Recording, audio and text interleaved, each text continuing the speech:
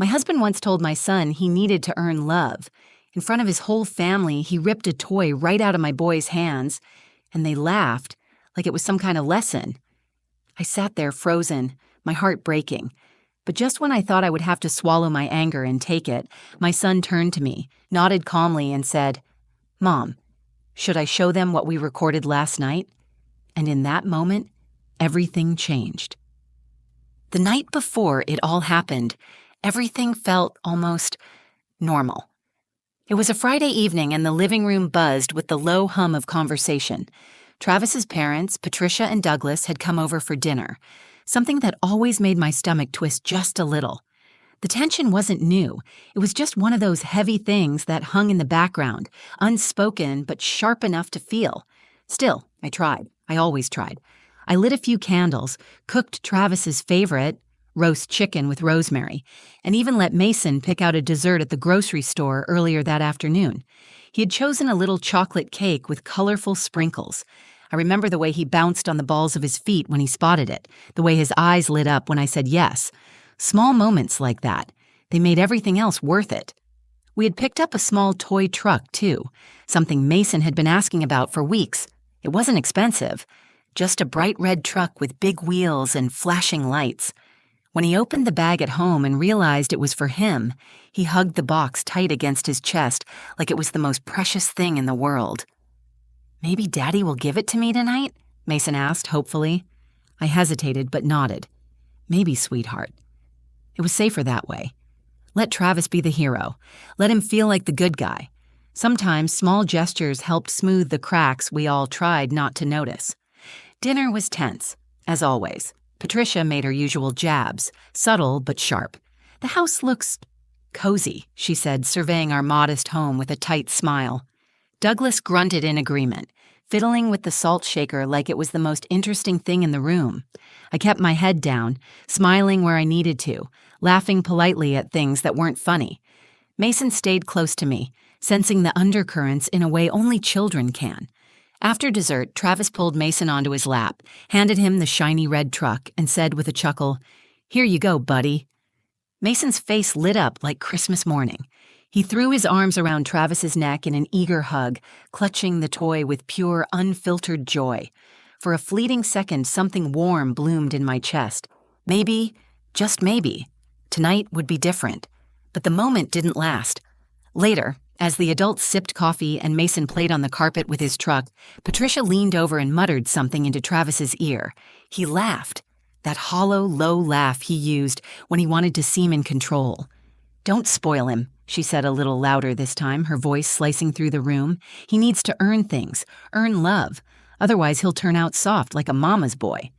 Douglas chuckled, nodding as if she had said something profound. I froze. My stomach knotted. I saw Travis's hand tighten slightly around his coffee cup, and then, almost casually, he stood up, walked over to Mason, and yanked the toy truck right out of his hands. Mason looked up, stunned. "You don't just get things because you're cute," Travis said, smiling coldly. "You earn them by being strong." "Got it?" Patricia and Douglas laughed, actual full laughter like it was a good joke, like it was teaching Mason something important. I didn't laugh. I couldn't even breathe properly. I looked at Mason, his small hands still frozen in the air where the truck had been a second ago, his big brown eyes blinking rapidly as if trying to understand what he had done wrong. The room buzzed with adult voices, casual, careless, while Mason's heart quietly cracked right in front of me. I reached for his hand under the table, squeezing it, anchoring him, even as my own world tilted. Inside I was a storm, rage, shame, helplessness. But outside, I stayed calm, for him. And that's when Mason, still holding my hand, leaned closer and whispered, just loud enough for me to hear, "Mom, should I show them what we recorded last night?" I turned to him, startled, my mind racing.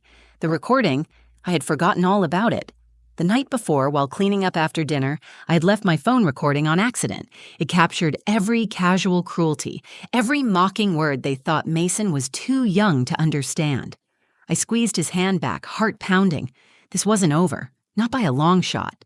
The air in the living room turned heavy, like someone had pulled all the warmth out and left only this brittle, sharp tension behind. Mason sat beside me, his little fingers still curled tightly around mine. His new truck lay abandoned on the coffee table where Travis had tossed it without a second thought, as if it were a piece of trash instead of the treasure Mason had believed it was just moments before. I could feel every set of eyes in the room pressing down on us. Patricia's smug satisfaction, Douglas's silent approval, Travis's rigid pride. It was like they were daring me to say something, to make a scene, to prove once again that I was too emotional, too soft, too much. But it wasn't just about me anymore. It was about Mason, my sweet, kind-hearted boy, who deserved better than to learn that love was something to be fought for or snatched away when he didn't perform well enough. I could see him shrinking, folding in on himself, the way kids do when they think they've disappointed the people they love most. And that's when I realized, if I stayed silent now, I would be teaching him the wrong lesson. I would be teaching him that the people who hurt you the most get to walk away without consequence, that you have to swallow your pain to keep the peace, that love is conditional, something you can lose the moment you're not good enough. And I couldn't do that to him. I wouldn't. Mason tugged gently at my sleeve, tilting his head toward the phone I had left charging by the window. "Mom," he whispered again, a little louder this time. "Should I show them what we recorded last night?" I could feel Travis stiffen across the room. Patricia's smirk faded slightly. The mood shifted, from amusement to suspicion prickling under the surface. "What's he talking about?" Travis asked, forcing a chuckle that didn't quite reach his eyes. I swallowed hard, heart thundering in my chest. "You know," I said calmly, lifting my gaze to meet Travis's. "That little conversation you had with your parents after dinner last night, the one where you thought Mason was asleep." Travis's face darkened. Patricia sat up straighter, adjusting the collar of her sweater. Douglas pretended to check his watch, suddenly very interested in the time. Mason slid off the couch and crossed the room, picking up my phone with a confidence that made my heart swell with pride and sorrow at the same time.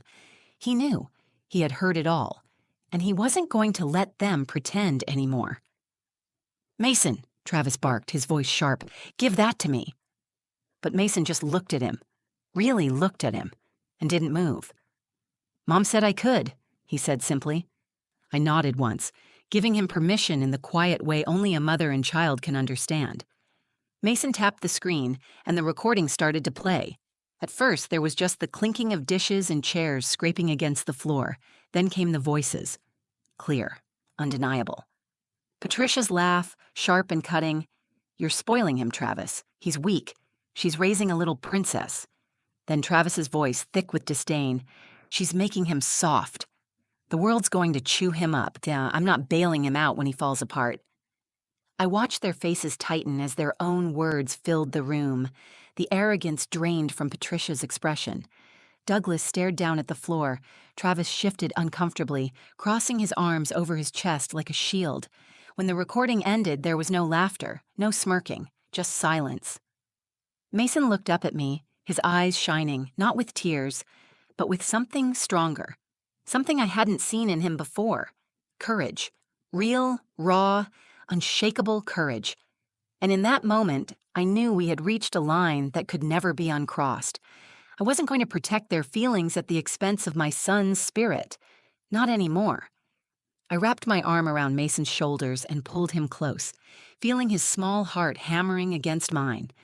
"You don't have to fight for love, baby," I whispered into his hair. "You already have it. Always." He nodded against me, believing it. And for the first time that night, I felt something rise in me that was bigger than fear. It was strength. It was the beginning of something new. And I wasn't going to let them steal it from us. Not ever again. The room sat in stunned, uncomfortable silence.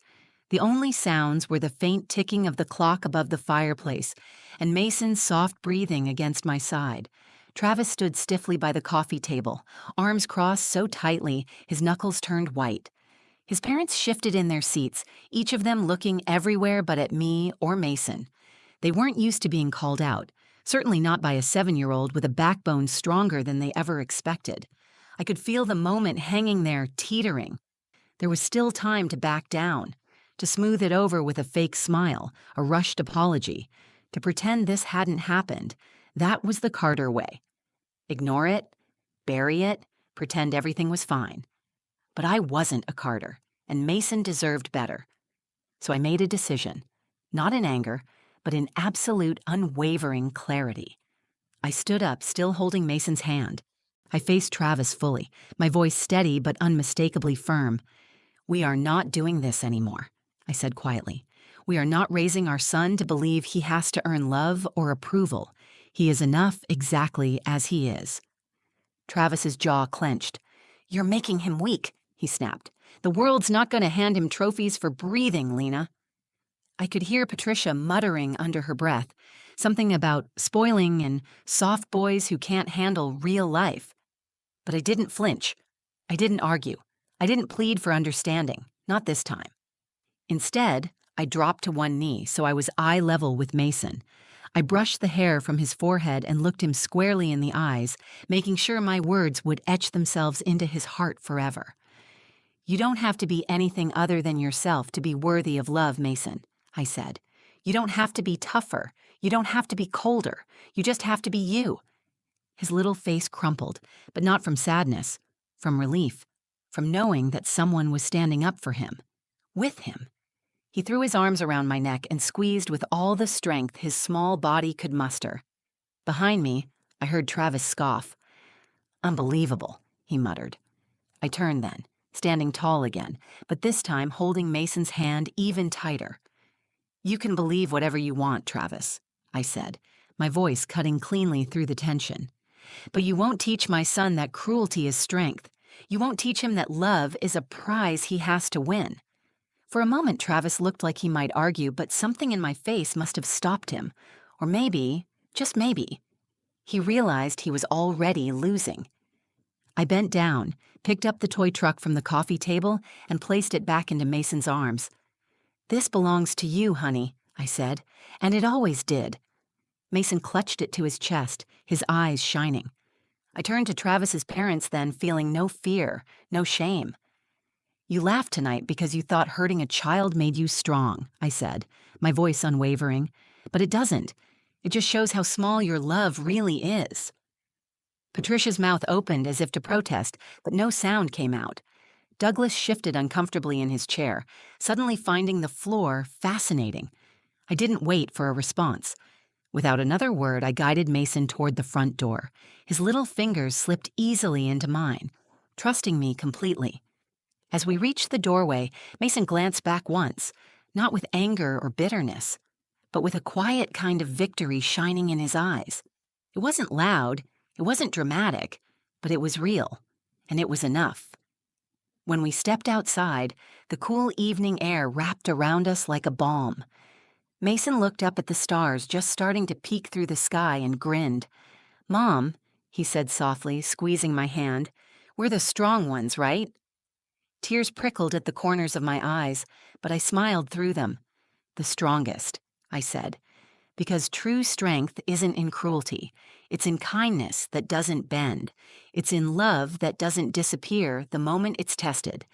And that night, we didn't just walk away from a toxic living room. We walked toward something better, a future where Mason would never have to doubt his own worth again, not if I had anything to say about it. The door clicked shut behind us, and the moment it did, it felt like a heavy chain had slipped off my shoulders. The cool night air kissed our skin as Mason and I stood silently on the porch for a moment, just breathing it in. For the first time in a long time, I realized we weren't leaving empty-handed. We were leaving with something far more important than anyone inside that house could understand. We were leaving with our dignity intact. Mason clutched his red toy truck to his chest like it was a trophy. In a way, it was. Not because it was expensive or flashy, but because it was a reminder that he mattered, that he was seen, that love was not something to be won or snatched away, but something he carried inside him simply because he existed. As we stepped down the porch steps toward the driveway, the porch light cast long shadows behind us. I glanced down at Mason, his face tilted up toward the stars, a small, satisfied smile playing on his lips. I could see it then. Not just the boy he was, but the man he would one day become, a man who would know his own worth, a man who wouldn't accept love with strings attached, a man who would be strong in the ways that mattered, kind, compassionate, resilient. As we reached the car, Mason turned to me and said in that small but sure voice of his, "Mom, we don't have to go back there anymore, right?" I knelt down in front of him so we were eye to eye, placing my hands gently on his small shoulders. "No, sweetheart," I said. "We don't have to go back." His whole body relaxed. It was like I could physically see the tension melt away from him. A boy who had been carrying the heavy weight of grown-up disappointment for far too long. He deserved better, and he would have it. Starting now. I opened the car door and helped him climb into his seat, making sure his toy truck was tucked safely beside him. As I buckled him in, he grinned up at me and said, "Can we go get ice cream?" I laughed, a real laugh, the kind I hadn't felt bubbling up inside me in months. "Absolutely," I said. "Double scoops, whatever you want." As we pulled out of the driveway, I caught one last glimpse of the house in the rearview mirror. The harsh porch light, the stiff figures still visible through the front window, the heavy air of pride and bitterness hanging around them like smoke. I didn't feel regret. I didn't feel guilt. I felt free. And Mason, sitting in the back seat, singing softly to himself as he played with his truck, was free too. Free from believing he had to twist himself into something he wasn't to be loved. Free from the cruel idea that toughness was better than tenderness. Free from the kind of love that had limits, rules, and cold, invisible walls. We pulled into the small ice cream shop downtown, the one with the twinkling fairy lights strung across the windows. Mason chose chocolate chip cookie dough with rainbow sprinkles, and I picked mint chocolate chip, like I always did. We sat on the curb outside, our legs swinging, sticky fingers holding melting cones, and for the first time in what felt like forever, there was no weight pressing down on us, only laughter, only lightness. Mason leaned against my shoulder, his voice muffled around a mouthful of ice cream. "I'm glad we left, Mommy," he said. I kissed the top of his head, feeling tears prick the corners of my eyes, not from sadness, but from overwhelming gratitude. "I'm glad too, baby," I whispered, because sometimes the most powerful thing you can do isn't to fight harder to stay where you're not wanted. It's to walk away. With your head high, your heart whole, and your hand firmly holding the one you love most. And sometimes, the strongest stand you can make is simply refusing to stay small. That night wasn't just the end of one chapter. It was the beginning of another. One where Mason would always know he was enough. And as the stars glittered above us and the ice cream dripped down our wrists, I silently made a promise. No matter who tried to tell him otherwise, no matter how loud the world got, Mason would always have one voice, mine, reminding him that he was loved, completely, unconditionally, forever. When we got home that night, Mason was half asleep in the back seat, the toy truck tucked under his arm like a favorite stuffed animal. His cheeks were still a little sticky from the ice cream, and his shoelaces trailed loose as he stumbled sleepily toward the front door. I watched him as he walked, small but steady, and something inside me shifted permanently. It would have been easy, so easy, to keep pretending, to keep swallowing the little cuts and the offhand cruelty just to keep the peace, to tell myself that Travis didn't really mean it or that Patricia's coldness was just old-fashioned tough love. But seeing Mason tonight, seeing his small voice rise up, seeing him stand against what wasn't right even when the room was against him, made it all so clear. The peace I was keeping wasn't peace at all. It was silence. And silence, sometimes, is the most dangerous betrayal. I tucked Mason into bed that night, pulling his blankets up to his chin. He was already drifting off, his breathing slow and even, but just before he slipped into sleep, he whispered, "I love you, Mom." Tears filled my eyes, but I kept my voice steady. "I love you too, Mason. Always." It wasn't just a bedtime ritual anymore. It was a promise, a shield, a truth he would never have to earn no matter who tried to tell him otherwise. After I closed his door, I sat in the living room alone for a long time. The silence didn't feel heavy anymore. It felt peaceful. It felt like mine. I thought about the life ahead of us, the hard conversations that would come, the choices I would have to make. I knew Travis and his family would push back. I knew there would be anger, accusations, guilt thrown like stones in my direction. But for the first time, I didn't feel afraid. I felt ready. Because protecting Mason's spirit, his kindness, his softness, his belief that love wasn't something you earned, but something you deserved, was more important than any uncomfortable family dinner or strained marriage. In the weeks that followed, I started making changes. Small at first, boundaries laid out clearly and firmly. No more unannounced visits from Patricia and Douglas. No more leaving Mason alone in situations where his heart might be bruised without anyone noticing. No more apologies for choosing his emotional safety over outdated ideas of toughness. And bigger changes, too. Counseling appointments, hard conversations with Travis that ended with more silence than solutions. Plans quietly forming in the background for a life where Mason and I could breathe freely every single day, not just after escaping toxic evenings. It wasn't easy. It wasn't perfect, but it was ours. And it was real. Mason flourished in ways I hadn't even realized he was holding back before. He laughed louder. He asked more questions. He hugged tighter. He built pillow forts and sang in the shower and cried when he needed to without fear of being called weak. He became exactly what I had always hoped he would be. Not tougher, not harder, just himself. And that was more than enough. One night, a few months later, Mason and I were making peanut butter and jelly sandwiches in the kitchen when he looked up at me suddenly, grinning wide. "Mom," he said, "I'm really glad you're my mom." I blinked, caught off guard, my heart swelling so big it felt like it might burst. "I'm really glad too, buddy," I said, ruffling his hair. "You know, you're pretty amazing just the way you are." He giggled and went back to smearing jelly with reckless abandon, completely at peace. And I realized that's all any child ever needs to hear. Not that they have to be stronger, not that they have to be tougher. Not that love is a prize hanging over their heads, waiting for them to earn it. Just that who they are, soft, messy, kind, imperfect, is already perfect.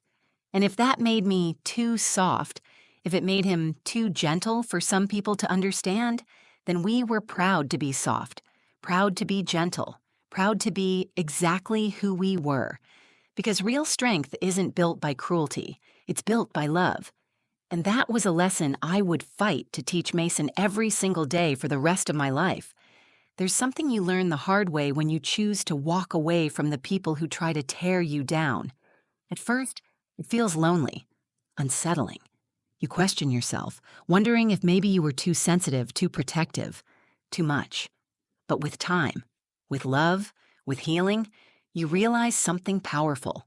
You were never too much. You were just too bright for people still trapped in their own darkness. And that's okay. Not everyone will understand the kind of love that doesn't come with conditions. Not everyone will appreciate the kind of strength that stands quietly, without shouting or striking back. Not everyone will celebrate softness, gentleness, kindness. But those who matter will. Those who matter will see your heart. And they will protect it, like it's something precious, not something that needs to be hardened or hidden. That's the future I chose for Mason. A future where his heart would be a strength, not a weakness. Where he would know, without question, that he is worthy of love exactly as he is. No performance required, no tests to pass, no approval to beg for. And if there's something I want you to take away from our story today, it's this: you don't have to earn love. You were already born deserving it. If someone in your life makes you feel like you have to fight for their kindness, if they measure your worth in achievements, toughness, silence, if they make you feel small when you're just trying to be yourself, you don't have to stay at their table. You are allowed to stand up, take your love with you, and build a new table, one filled with warmth, compassion, and people who get it. It's not always easy. Sometimes it feels like walking through a storm without a map, but the peace waiting for you on the other side, it's bigger than you can imagine. It's laughter over melting ice cream. It's tiny hands holding onto yours without fear. It's quiet nights where love wraps around you like a warm, safe blanket. It's freedom. And it's yours, if you're brave enough to choose it. tíos. You know, if this story touched you, if it reminded you of your own strength or the battles you've fought for your children, your younger self, or even your current self, please let me know. Hit the like button. It helps others who might need this reminder to find it too. Leave a comment. I would love to hear your story. Have you ever had to walk away from a toxic situation to protect your heart or your family? Have you ever been told you were too soft when really you were just strong in all the ways that matter? Share it with me. You are not alone here. This is a space for real stories, real hearts, real healing. Share this video with someone who needs to hear it. You never know who might be struggling to believe that they are enough, just as they are. And if you'd like to hear more real stories about love, resilience, and finding your own voice, subscribe to the channel and join this little community we're building.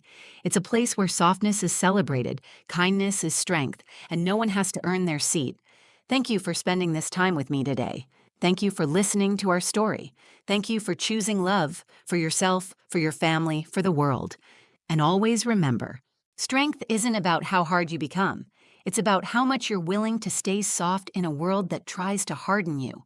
You are enough, exactly as you are, and you always have been.